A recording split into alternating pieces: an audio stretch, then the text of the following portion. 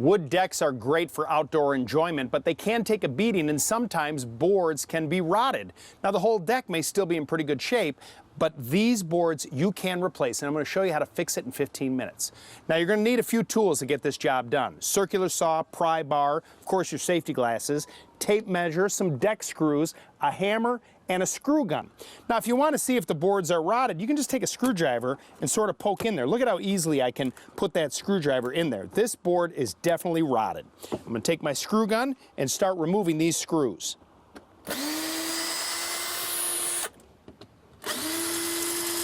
Look at that.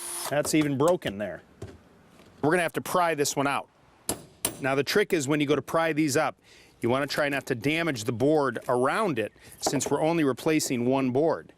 This pry bar will help you loosen that board to pull it out where we've removed the screws. Sometimes the boards break. That's okay. Makes it easier to get it out. Now this particular board, remember when we tore it out, I broke it, so we can't trace it anymore. We have to measure it. And this one had an angle cut on it of where it's going, so we can use this to trace the cut, but we're going to have to find the measurement of the board. All right, before I put the deck board in to make sure that it fits, and it's gonna fit, I want to show you something. These are the floor joists that are actually holding the decking, and this is what you're going to screw the new deck board into. So you want to make sure you can relate to where it is once you put the board down. Typically you'll see the screw on the other two boards lining it up, but if you want to draw a pencil mark on top of the board, that's okay. Let's go ahead and put this board in, see what happens.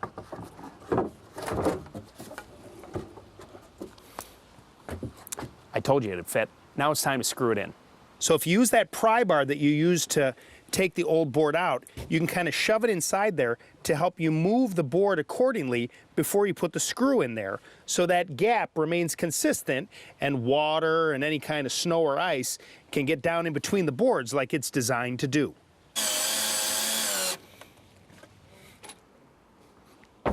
No more rotted deck boards. If it can hold me, it can hold anybody.